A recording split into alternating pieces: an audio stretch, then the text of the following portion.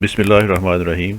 السلام علیکم ناظرین، آج کا لیکچر پاکستان کی ہسٹری کے چند ان ٹاپکس میں سے ہے جن پہ ایگزامینیشن میں فریکوینٹلی کوشچن پوچھے گئے ہیں۔ آج کے ٹاپک میں ہم سپریشن آف ایسٹ پاکستان پہ بات کریں گے، اور یہ آپ کے ایگزامینیشن کے لیے بہت امپورٹنٹ ہے۔ یہ ان چند ٹاپکس میں شامل ہے جن کے بارے میں فریکوینٹلی کوشچن پوچھے گئے ہیں۔ Pakistan's East Wing separated from West Wing on 16 December 1971۔ 16 دسمبر 1971 پاکستان کی ہسٹری کا بلیک ڈے ہے۔ یہ وہ دن ہے جس دن ہمارا ایسٹ ونگ ویسٹ ونگ سے سپریٹ ہوا اور ایک نیا ملک بنگلہ دیش کے نام سے بارز وجود میں آیا۔ The separation was not a sudden and spontaneous step۔ یہ سپریشن اچانک نہیں ہوئی، یہ کوئی سڈن سٹیپ نہیں تھا، یہ اسپونٹینیس سٹیپ نہیں تھا۔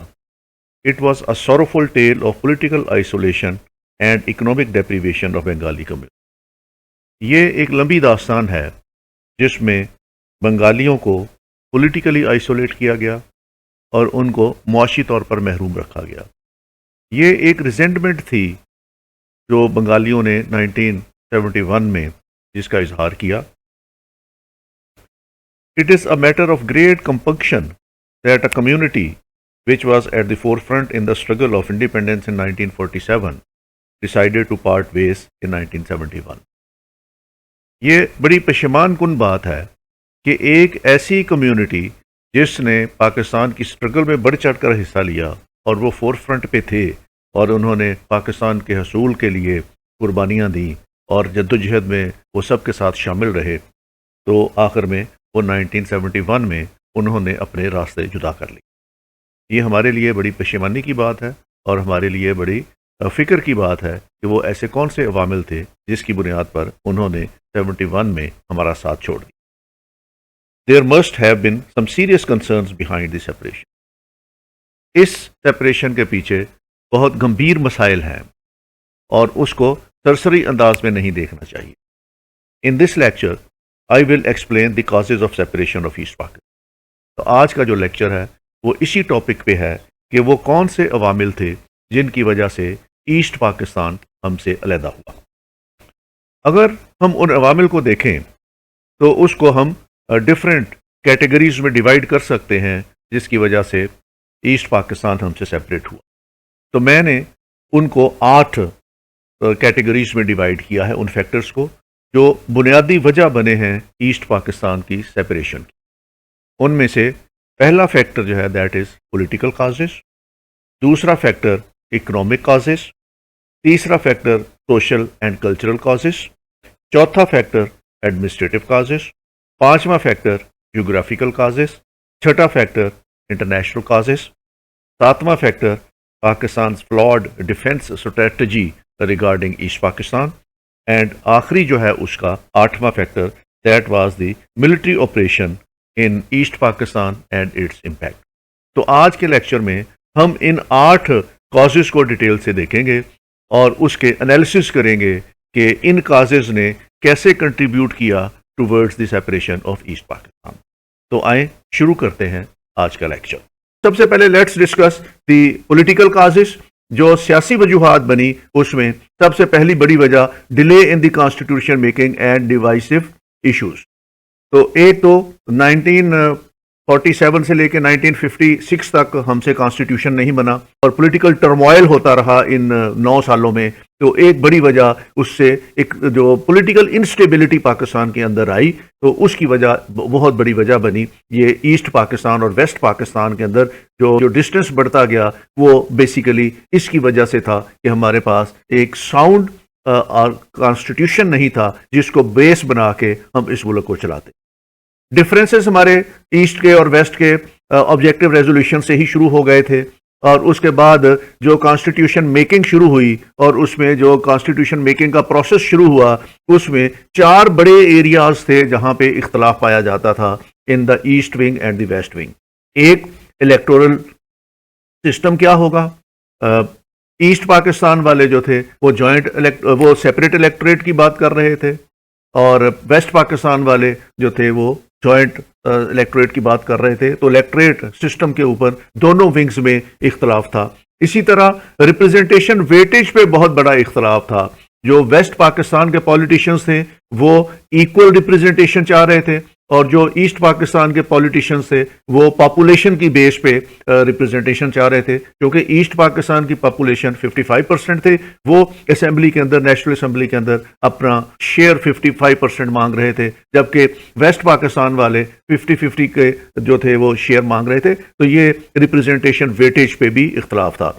پروونشل آٹونومی ایسٹ پاکستان والے کہتے تھے جو فیڈریشن کا وعدہ کیا گیا ہے 1940 کی ریزولوشن میں, اس فیڈریشن کو نافذ کیا جائے, جبکہ ویسٹ پاکستان والے جو 1935 میں فیڈریشن کا کانسیپٹ دیا گیا تھا 1905 کے کانسٹیٹیوشن میں, اس کو نافذ کرنا چاہتے تھے. تو پروونشل آٹونومی پہ بھی دونوں ونگز کے درمیان پولیٹیکل اختلافات تھے. لینگویج ڈیفرنس بالکل تھے, وہ بنگالی کو نیشنل لینگویج بنانا چاہ رہے تھے, جبکہ ویسٹ پاکستان والے اور دوسرے جو تھے وہ بنگالی کو نیشنل لینگویج نہیں بنانا چاہ رہے تھے, وہ صرف اردو کو رکھنا چاہ رہے تھے. تو یہ بیسک ڈفرینسز جو تھے ہمارے کانسٹیٹیوشن میکنگ میں یہ کھل کے سامنے آ گئے تھے اور اس پہ دونوں ونگز میں اختلاف پایا جاتا تھا. اگلی پولیٹیکل بڑی وجہ جو بنی that is D generation of the Muslim league and the rise of regional Bengali parties. یہ آپ کو یاد ہوگا کہ جب ڈیزولوشن آف اسمبلی ہوئی, جو مولوی تمیز الدین خان والا کیس تھا, اس میں جب فیڈرل کورٹ نے ان کی اپیل ریجیکٹ کر دی تو اس کے بعد صوبوں کو یہ اختیار دیا گیا کہ وہ اپنے اسمبلی سے انڈائریکٹ الیکشن کے ذریعے نمائندے چن کے اسمبلی کے, قومی اسمبلی کے یا نیشنل اسمبلی میں بھیجیں.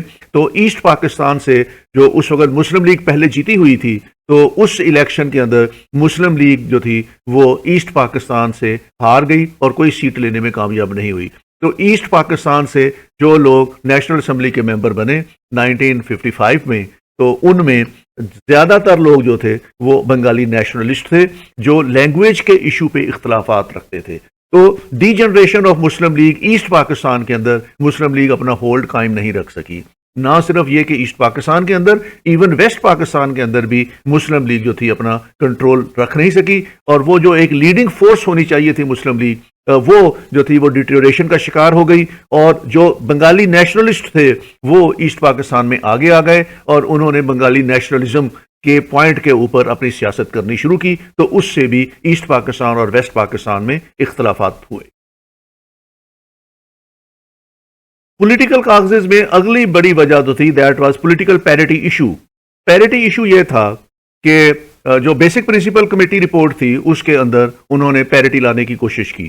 انہوں نے لوور ہاؤس میں دونوں صوبوں کو ایک جیسی سیٹیں دینے کی کوشش کی, جس پہ ایسٹ پاکستان جو بیسک پرنسپل کمیٹی 1 کی رپورٹ تھی اس پہ ایسٹ پاکستان والوں نے اعتراضات کیے کہ ہمیں پاپولیشن کے حساب سے سیٹیں دی جائیں.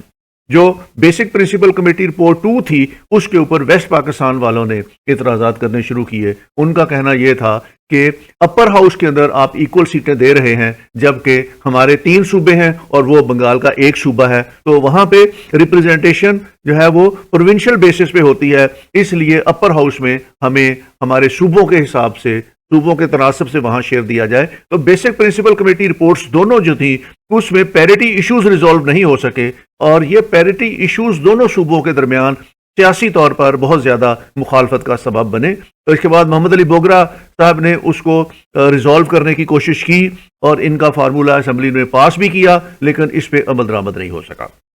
اس کے بعد محمد علی بوگرا فارمولے کے تحت ہی یہ 1 یونٹ بنایا گیا, اور 1 یونٹ جب بنا تو اس سے بھی ویسٹ اور ایسٹ کے درمیان اختلافات پیدا ہوئے.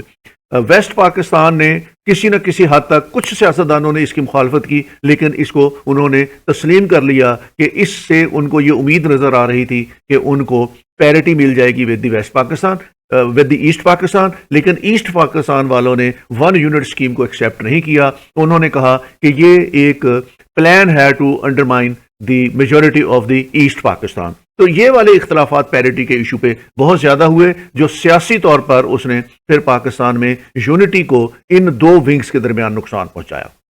دین there was flawed democracy in Pakistan.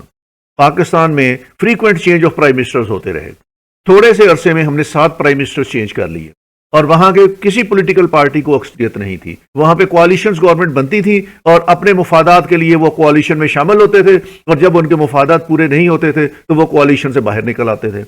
تو حکومتیں جو تھیں وہ ہاؤس آف کارڈز کی طرح گر جاتی تھیں. اس سے پاکستان کی ڈیموکریسی کو بہت زیادہ نقصان پہنچا, پاکستان کی انٹیگریٹی کو اور پاکستان کی سولیڈیریٹی کو بہت نقصان پہنچا. Role of political انٹریگز like Ghulam Muhammad and Iskandar Mirza. Iskandar Mirza اور غلام محمد اوور ایمبیشیس قسم کے پولیٹیکل لیڈر بننا چاہتے تھے, اور انہوں نے اپنے ذاتی عہدوں کے لیے, اپنی ذاتی دوام کے لیے, اپنی ذاتی بقا کے لیے انہوں نے سسٹم کو بھی سٹیک پہ لگا دیا. اسکندر مرزا نے انٹریگز کی پاور میں آنے کے لیے, اور وہ ان انٹریگز میں کامیاب بھی رہا. انہوں نے پولیٹیکل مینوورنگ کی, دونوں نے, غلام محمد نے اور اسکندر مرزا نے, اور یہ دونوں نان ریپریزنٹیٹیو قسم کے لوگ تھے. They were not politicians, they were part and parcel of the bureaucracy. اور ان فیکٹ یہ فلاڈ ڈیموکریسی جو ہے اس میں زیادہ اس کو فلاڈ کرنے میں اور اس میں بیوروکریسی کا رول رہا ہے, کیونکہ اس وقت bureaucracy was at the driving seat اور انہوں نے پولیٹیشینس کو اپنے ذاتی مقاصد کے لیے استعمال کی. Political grievances and alienation of asset Pakistan. East Pakistan کے اندر جو پولیٹیکل مینوورنگ ہو رہی تھی, جو وہاں کی پروونشل اسمبلی کے اندر چیزیں ہو رہی تھیں اور پولیٹیکل جوڑ توڑ ہو رہا تھا, اس میں بھی یہ اسکندر مرزا اور غلام محمد جیسے لوگ باز نہیں آئے, اور انہوں نے وہاں پہ جو چھوٹے گروپس تھے ان کی سرپرستی کر کے مین سٹریم پولیٹیکل پارٹیز تھی ان کے رستے میں انہوں نے روڑے اٹکانے کی کوشش کی, جس سے ایسٹ پاکستان کے اندر پولیٹیکل گریونسز ویسٹ کے اگینسٹ کریٹ ہوئے اور ایلینیشن آئی, اور وہ جہاں کے حکمران جو تھے ویسٹ پاکستان سے تھے ان کے لیے ان کے پاس اچھے جذبات نہیں تھے, اور وہ کسی خاص حد تک ان سے نفرت کرتے تھے, کیونکہ یہ لوگ یہاں ویسٹ پاکستان میں بیٹھ کے ایسٹ پاکستان کی پولیٹکس کے اندر اور ان کی پروونشل اسمبلی کے اندر یہ انٹرفیئر کر رہے تھے. اگلا بڑا پولیٹیکل فیکٹر جو تھا that was the Ayub martial law. Ayub sahib کے مارشل لا نے بجائے اس کے کہ ایسٹ پاکستان کی جو ڈیپریویشن تھی اس کو دور کرتے, انہوں نے اس کو ایگریویٹ کیا. انہوں نے آتے ہی جو ہے وہ الیکٹڈ باڈیز ڈسکوالیفیکیشن آرڈیننس 1959 جاری کیا, and victimisation of politicians particularly from East Pakistan. تو حسن شیر سہروردی جیسے جو پرائم منسٹر تھے رہے تھے ایسٹ پاکستان سے, ان کو انہوں نے سیکیورٹی رسک قرار دے دیا, ان کو سیاست سے جو ہے وہ بین کر دیا, بہت سی سیاسی پارٹیوں کو اور لیڈرشپ کو انہوں نے ڈسکوالیفائی کر دیا ایبڈو کے تحت. اب یہ حسین شیر سہروردی ہی ہے جو 1963 میں اس کی ڈیتھ ہو جاتی ہے, اور اس وقت جب اس کی ڈیتھ ہوتی ہے تو اس کے اوپر پولیٹیکل سرگرمیوں پہ پابندی تھی. تو وہیں سے مجیب الرحمان جو ہے اس کا پولیٹیکل میں اس کی بیسیکلی انٹری کو اسی طرح حسین شیر سہروردی کے بعد اس کو ایک سپیس مل گیا جس سے اس نے پولیٹکس میں انٹری کی. Basic democracies weakened political fabrics of society. اب بیسک ڈیموکریسی میں وہی 40,000 بیسک ڈیموکریٹ سے ایسٹ پاکستان سے اور 40,000 بیسک ڈیموکریٹ سے ویسٹ پاکستان سے, جنہوں نے آگے ایم این ایز کو اور ایم پی ایز کو الیکٹ کیا, انہوں نے پریزیڈنٹ کو الیکٹ کیا. تو عام آدمی جو تھا وہ ایلینیٹڈ تھا فرام دی پولیٹیکل پروسیس. تو بیسک ڈیموکریسیز نے بیسیکلی جو پولیٹیکل فیبرکس ہیں سوسائٹی کے ان کو بہت ویک کر دیا تھا, اور یہ گنے چنے لوگ تھے, اور وہ لوگ جو تھے وہ زیادہ تر جو لوکل ایڈمنسٹریشن تھی یا ڈسٹرکٹ ایڈمنسٹریشن تھی وہ ان کے نیچے تھے, اور ان کا لوکل ایڈمنسٹریشن کا یا ڈسٹرکٹ ایڈمنسٹریشن کا انفلوئنس تھا ان بیسک ڈیموکریٹس کے اوپر. بجائے اس کے کہ بیسک ڈیموکریسیز ملک کے اندر ڈیموکریسی کو اسٹرینتھن کرتے, انہوں نے ایک شخص کی حکومت کو اسٹرینتھن کیا اور انہوں نے پولیٹیکل سسٹم کو ویک کر دیا. لیکن ایوب خان صاحب جو تھے وہ اس سے انہوں نے اپنی اسٹرینتھ لی, لیکن پولیٹیکل سسٹمز کو ویک کر گئے.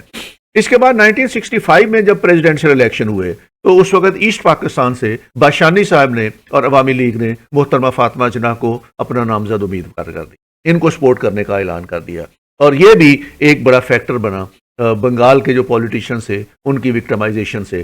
تو الیکشن پریزیڈنٹ الیکشن 1965 جو ہوا اس نے بھی ایسٹ پاکستان اور ویسٹ پاکستان کے درمیان دوری جو تھی وہ کرنے میں بڑا کردار ادا کیا, اور الیکشن 1965 کے جو ریزلٹس تھے اس کے اندر جو ایسٹ پاکستان کے اندر ایک مایوسی آئی, اور وہ مایوسی پھر آگے جا کے ہمارے پولیٹیکل سسٹم کا حصہ بن گئی.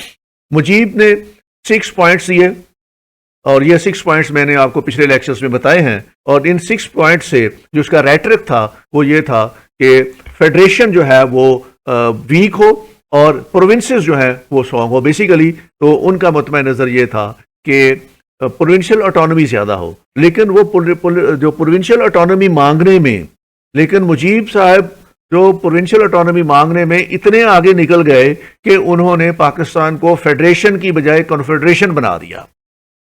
ایک کانسپریسی کیس ہوا اس کے اوپر.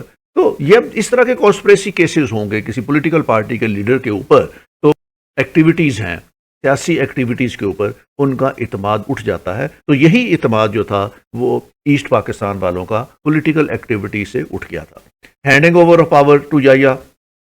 ایوب خان کی ایک اور جو بڑی اس نے زیادتی کی میں سمجھتا ہوں ملک کے ساتھ، لیکن اس نے اپنا پاور بیس نہیں چھوڑا ایوب نے، اور وہ جاتے ہوئے اگلے جنرل کو اقتدار دے گئے اور یحییٰ خان جو تھے وہ اس طرح پاور میں آ گئے. اگر تھوڑی سی پولیٹیکل وزڈم دکھائی ہوتی اور ایک پولیٹیکل پروسیس میں پاکستان 1969 میں پڑ جاتا تو شاید یہ حالات ہمیں دیکھنے کو نہ ملتے. تو پاور کا یحییٰ خان کے ہاتھ میں آ جانا، اس سے ہمارے مسائل ایگریویٹ ہوئے ہیں اور اس سے ایسٹ پاکستان کی ایلینیشن جو ہے وہ ہم سے زیادہ ہو گئی.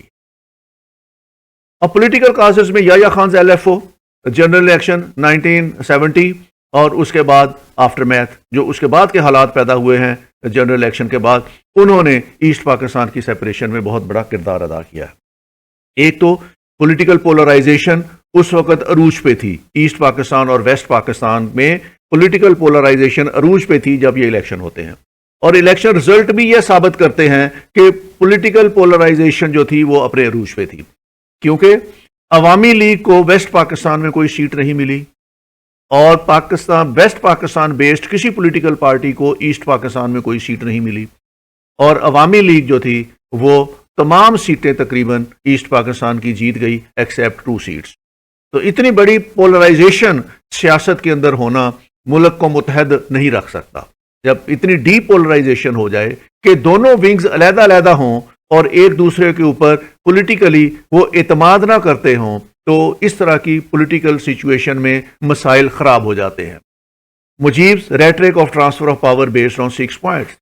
جس شخص کو اتنی لینڈ سلائڈنگ وکٹری مل جائے الیکشن میں تو اس کے لیے پھر اس کو روکنا بڑا مشکل ہو جاتا ہے، اور یہی روکنا ہمیں مجیب کو مشکل ہو گیا تھا کہ اس کو اتنی لینڈ سلائڈ وکٹری مل گئی کہ اس نے اپنے 6 پوائنٹ کے اوپر الیکشن لڑا اور 6 پوائنٹ کے اوپر بنگالیوں نے اس کو 100% سیٹس اس صوبے کی دے دی. تو اب اس کا اگلا مطالبہ یہ تھا کہ 6 پوائنٹس کو سامنے رکھتے ہوئے ٹرانسفر آف پاور کی جائے. اب Bhutto's cultivation of army against Mujib. West Pakistan کی پالیٹکس کا دار و مدار اسی بات پہ تھا کہ ویسٹ پاکستان کے پالیٹیشینز آرمی کے ساتھ مل جائیں اور مجیب کا رستہ روکنے کی کوشش کریں. جو بھٹو صاحب نے کیا، انہوں نے کلٹیویٹ کیا آرمی کو اگینسٹ مجیب، اور Yahya Khan reluctance to transfer of power, اور یحییٰ خان کو مجبور کر دیا کہ وہ پاور ٹرانسفر نہ کریں. اور یحییٰ خان نیگوشیشن کیا انہوں نے جا کے، لیکن اس نیگوشیشن کا بھی کوئی حصہ کوئی مسئلہ نہ نکلا، اور یحییٰ خان نے 3 مارچ کو جو اسمبلی کا اجلاس بلایا تھا اس کو بھی انہوں نے ویسٹ پاکستان کے پولیٹیشین کے پریشر میں آ کے اس کو بھی کال آف کر دیا.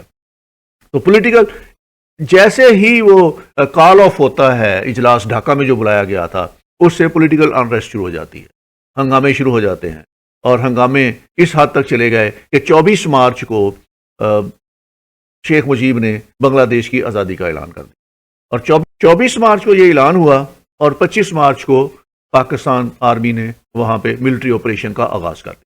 اس کے علاوہ اکنامک کازز کیا ہیں؟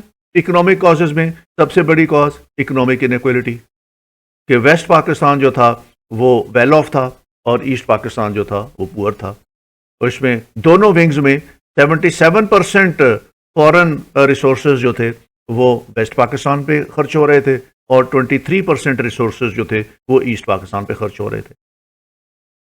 Concentration of industrial capital in a few hands coincide with the geographical concentrations. All of these families and the industrial house belong to the West Pakistan. East Pakistan میں انڈسٹری سرے سے تھی نہیں، اور جو تھوڑی بہت انڈسٹری وہاں پہ لگی بھی اس پہ بھی ویسٹ پاکستان کے انویسٹرز جو تھے وہ قابض تھے. تو اس لیے ایسٹ پاکستان کی اکنامک کنڈیشنز اتنی اچھی نہیں تھی جتنی ویسٹ پاکستان کی تھی. ایسٹ پاکستان پاورٹی میں تھا اور اکنامک ان ایکویلٹیز کا شکار تھا. Due to their limited political control, East Pakistan viewed the development strategy as another instant of West Pakistan dominance. اور ایسٹ پاکستان والے یہ سمجھ رہے تھے کہ ویسٹ پاکستان اکانومی کے ذریعے ان پہ ڈومیننس حاصل کیے ہوئے ہے. Bengali frustration was fueled by the rapidly increasing disparity between the two regions. اور جیسے جیسے یہ ڈسپیرٹی بڑھتی گئی اسی طریقے سے بنگالیوں کی فرسٹریشن ویسٹ پاکستان کے بارے میں بھی بڑھتی گئی. ایک اسٹڈی رپورٹ ہے گسٹاو پیپنک کی. یہ گسٹاو پیپنک جو تھے پروفیسر تھے یونیورسٹی میں اور یہ پریزیڈنٹ بھی تھے Boston institute of developing economics کے. انہوں نے 1959 کے انالیسس کیے ہوئے ہیں کہ بنگالی جو تھے وہ 11% ٹوٹل انڈسٹری جو تھی اس میں پاکستان کی انڈین ریسرچ میں صرف 11% شیئر تھا بنگال کا. باقی جو 89% شیئر ہے that was from the West Pakistan. The study estimated that 50 to 70% of the East Pakistani industrial assets were foreign owned, mainly by the West Pakistan industrialists. جو ویسٹ پاکستان کے لوگ تھے ان کی جو انویسٹمنٹ تھی ایسٹ پاکستان میں وہ 50 سے 70% کے درمیان یہ اون کرتے تھے. تو لوکل لوگوں کا وہاں پہ انڈسٹریل جو تھا یونٹس وہ کم تھے اور ویسٹ پاکستان کے لوگوں نے وہاں جا کے انویسٹمنٹ زیادہ کی ہوئی تھی. یہ ایک رپورٹ ہے ایاز گل، یہ ایک ریسرچ رپورٹ ہے پنجاب یونیورسٹی کی ایاز گل کی، development of under development the case of Pakistan East Pakistan 1947 to 69. اس میں جو ایکسپینڈیچرز ہیں وہ دیے ہوئے ہیں ایسٹ اور ویسٹ پاکستان کا ایک تقابلی جائزہ دیا ہوا ہے اور اس میں 51 سے لے کے 54 تک اس نے کہا کہ 271 کروڑ روپے جو ہے وہ ایسٹ پاکستان میں اسپینڈ ہوئے اور اسی عرصے میں ویسٹ پاکستان میں 1120 کروڑ روپے خرچ ہوئے. یعنی ایسٹ پاکستان میں 20% جو ہے وہ ایکسپینڈیچرز آئے اور ویسٹ پاکستان میں 80% آئے. تو اسی طرح سال وائز اگر دیکھا جائے تو ایسٹ پاکستان 26 اور ویسٹ پاکستان 74، ایسٹ پاکستان 32 اور یہ 68 اور 36 اور 64. تو اوور ویلمنگلی دیکھا جائے تو ویسٹ پاکستان میں ایکسپینڈیچر زیادہ ہوئے ہیں بنسبت ایسٹ پاکستان کے، جبکہ ایسٹ پاکستان کی پاپولیشن زیادہ تھی as compare to the West Pakistan. تو اکنامک ان ایکویلٹی جو تھی وہ بڑی ویزیبل تھی اور اسی بات پہ جو ایسٹ پاکستان والے لوگ تھے وہ ویسٹ پاکستان کو سمجھتے تھے کہ وہ ان کے ریسورسز پہ قابض ہیں. اگر پر کیپیٹا انکم کا کمپیریزن دیکھیں between East wing and the West wing تو 1959 سے 56 میں جو ویسٹ پاکستان ہے had 32% higher rate of per capita income as compare to the East Pakistan, اور یہ 1969 اور 17 میں it became 81%. West Pakistan was 81% higher in the per capita income as compare to the East Pakistan. یہ اسی رپورٹ کا حصہ ہے جو میں نے پچھلے پیج پہ آپ کو ریفرنس دیا تھا. لینگویج ایشو آپ سب سمجھتے ہیں کہ وہ بنگالی کو نیشنل لینگویج بنانا چاہ رہے تھے. جو پاکستان کے ویسٹ پاکستان کے لوگ تھے یہ اردو کے علاوہ کسی اور کو نیشنل لینگویج کے اسٹیٹس نہیں دینا چاہ رہے تھے. یہ ایشو بھی بڑی دیر تک چلتا رہا اور ایشو کی وجہ سے ایسٹ پاکستان میں 1952 میں کلیشز بھی شروع ہوئے اور 1948 میں شیخ مجیب الرحمان نے ایک ایسٹ پاکستان اسٹوڈنٹ لیگ بھی بنائی اس کو بنگالی کو پرپورٹ کرنے کے لیے. اور اس کے بعد 1952 کے کلیشز جو ہوئے اس میں 3 اسٹوڈنٹس جو تھے ان کی ڈیتھ ہوئی اور بہت سے لوگ اس میں زخمی ہوئے. اور اس کے بعد 1956 کے کانسٹیٹیوشن میں ان کو بنگالی کو جو ہے وہ درجہ دے دیا گیا اردو کے ساتھ. لیکن اس کمپین نے جو انہوں نے بنگالی کے لیے شروع کی اس نے ایک بنگالی نیشنلزم کو جنم دیا. یہ بنگالی نیشنلزم الٹیمیٹلی تھا جو پاکستان سے سیپریٹ ہونے کے لیے جس نے آگے جا کے کام کیا اور 1971 میں اس بنگالی نیشنلزم کو بیس بنا کے انہوں نے پاکستان سے علیحدگی اختیار کی اور اپنا ایک نیا ملک بنا. ایڈمنسٹریٹو کازز میں سب سے پہلے تو ڈسپیرٹی تھی on civil services and armed forces. Armed forces جتنی بھی تھی یہ ویسٹ پاکستان سے تھی. ایسٹ پاکستان کا اس میں کوئی کنٹریبیوشن نہیں تھا. ایسٹ پاکستان سے بہت کم لوگ آرمڈ فورسز میں تھے اور سول سروس میں ان کی پاپولیشن 55% تھی لیکن سول سروسز میں ان کی جو پرسنٹیج تھی وہ بہت کم تھی. As Bengali did not have adequate representation in the armed forces and the bureaucracy they always opposed military rule and never trusted these 2 players in the body politics of Pakistan. تو سب سے زیادہ انہوں نے مارشل لاء کو بھی انہوں نے کرٹیسائز کیا، انہوں نے ہی کنڈیمڈ کیا کیونکہ وہ آرمڈ فورسز میں ان کا حصہ نہیں تھا اور وہ سمجھ رہے تھے کہ آرمی رول میں ایسٹ پاکستان والے کسی طریقے سے کوئی کنٹریبیوٹ نہیں کر رہے اور ویسٹ پاکستان جو ہے وہ سارا کنٹریبیوٹ کر رہا ہے اور ویسٹ پاکستان ہی پاور پالیٹکس میں آگے ہے. تو نہ بیوروکریسی میں ان کا زیادہ عمل دخل تھا، نہ ملٹری میں ان کا زیادہ عمل دخل تھا، اور پاکستان کے ابتدائی سال جو 1947 سے لے کے 1956 تک تھے یا 1958 تک تھے، اس میں بیوروکریسی چھائی رہی، اور اس کے بعد ایوب خان صاحب کا ٹائم آیا اور اس کے بعد یحییٰ خان کا ٹائم آیا تو اس میں ملٹری چھائی رہی پاکستان کی پاور پالیٹکس میں. تو بنگالی فیل کر رہے تھے کہ وہ پاور پالیٹکس میں وہ نگلیکٹڈ ہیں اور ان کا کوئی رول نہیں ہے پاور پالیٹکس میں. In 65, East Pakistan CSP officers constituted 34%, اور یہ 69 میں ان کی تعداد بڑھ کے 40% ہو گئی. وہ پاپولیشن میں 55% تھے اور ان کا CSP کیڈر میں ان کی پرسنٹیج 34% تھی، تو وہ انڈر ریپریزنٹیڈ تھے in civil services and in the military. جغرافیکل کازز آپ سب کو پتا ہے، 1000 کلومیٹر کا فاصلہ تھا، اور یہ فاصلہ بھی ایسا تھا کہ اس کو کسی بھی طریقے سے ہم ختم نہیں کر سکتے تھے. اور ادھر سے اگر کوئی سپورٹ وہاں جانی ہوتی تھی تو وہ انڈیا درمیان میں 1000 کلومیٹر کا پڑتا تھا، تو وہاں سے نہیں جا سکتی تھی. سی کے ذریعے اگر جانی ہوتی تھی تو وہ بھی انڈیا کو بائی پاس کر کے جانا پڑتا تھا. اور جب انڈو پاک وار ہوئی ہے 71 میں، تو اس میں یہی ایشو تھے ہمارے پاس کہ انڈو پاک وار میں ڈسٹینس اتنا زیادہ تھا کہ ہم اس میں ملٹری کو ری انفورس نہیں کر سکے وہاں پہ. اور یہ ایک نیچرل کنٹیگوس نہیں تھے، دو ملک، دونوں صوبے الگ تھے اور درمیان میں 1000 کلومیٹر کا فاصلہ تھا. تو دنیا میں کہیں بھی کوئی ملک ایسا نہیں تھا جو فیڈریشن ہو اور اس کا ایک فیڈریشن یونٹ دوسرے فیڈریشن یونٹ سے 1000 کلومیٹر دور ہو. تو اس میں زیادہ مسائل جو ہیں وہ جغرافیکل کازز کی وجہ سے بھی آئے کہ پاکستان کی آرمی یا پاکستان کی ایڈمنسٹریشن وہاں جا کے موقع پہ پہنچ نہیں سکی، اور وہ ان کے لیے کوئی ایسے کام نہیں کر سکی جو ایڈمنسٹریشن میں کرنے لازمی ہوتے ہیں. وہاں پہ سائیکلون آیا تو یہاں سے ہم ہیلپ نہیں بھیج سکے ان کو، ان کی ہیلپ جو دوسرے ملکوں سے آئی اور دوسرے کنٹری سے آئی. تو ان چیزوں کا بہت زیادہ فرق پڑتا ہے. تو اس طرح جغرافیکل کازز نے بھی یہاں ہمارے سیپریشن میں کافی جو ہے وہ اس کو ایکٹیویٹ کیا یا اس کو کافی زیادہ اس کو تیز کیا. اس کے علاوہ جو انٹرنیشنل کازز ہیں وہ بہت زیادہ اہم ہیں. ایک تو رول آف انڈیا کہ اس نے وہاں مفتی بہانی کو تربیت دی، ان کو ویپن دیے، ان کو اسلحہ دیا، اور مفتی بہانی کو گوریلا وارفیئر سکھائے اور ان کو پچ کیا انہوں نے پاکستان آرمی کے اگینسٹ. اس کے بعد انفلٹریشن ہوئی انڈیا کی طرف سے، اور وہ انفلٹریشن جو ہندو پاپولیشن تھی اس کو انہوں نے اعلی کار بنایا، اور انڈیا نے ایک بڑا ڈرٹی رول پلے کیا. اور اس کے بعد جب آپریشن پیک پہ تھا پاکستان کی آرمی کی طرف سے، تو انہوں نے وار ڈکلیئر کی، اور اس وار میں انہوں نے اپنی فورسز جو تھیں وہ بنگلہ دیش کے اندر جو تھیں وہ بھیجی. تو یہ انڈیا کا سب سے بڑا ڈرٹی رول ہے انٹرنیشنل پالیٹکس میں اگر دیکھا جائے in the separation of asset Pakistan. U S A کا بڑا ڈیوبیس رول رہا اس پورے ایپیسوڈ میں. پاکستان سیٹو کا اور سینٹو کا ممبر تھا، اور اس وجہ سے پاکستان یہ ایکسپیکٹ کر رہا تھا کہ جب بھی پاکستان کی انٹیگریٹی کے اوپر کوئی اٹیک ہوگا تو ہمیں ویسٹرن پاورز جو ہیں وہ ہمیں ریسکیو کریں گی. لیکن ویسٹرن پاورز جو تھیں اور خاص طور پہ یو ایس اے، اس نے بالکل کوئی رول پلے نہیں کیا. اس کا 7th فلیٹ جو تھا وہ پہنچ نہیں سکا ریسکیو کے لیے، اور وہ کمپرومائزز کا شکار ہو گیا.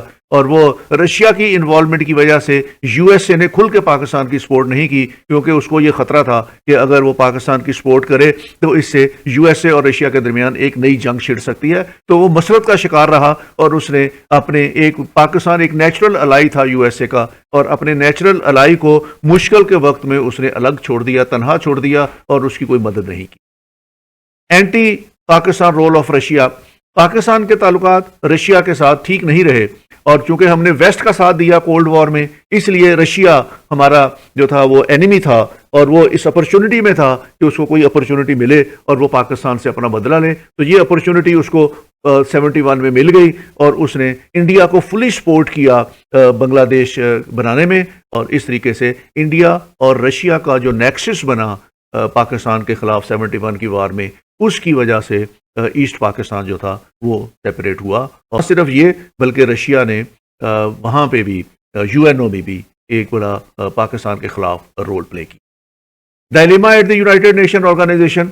جب پاکستان پہ حملہ ہو رہا تھا، ایسٹ پاکستان میں انڈین فورسز جو تھیں وہ انٹر ہو رہی تھیں، تو اس وقت یونائٹڈ نیشن سیکیورٹی کونسل نے اپنا وہ رول پلے نہیں کیا جو اس کو کرنا چاہیے تھا.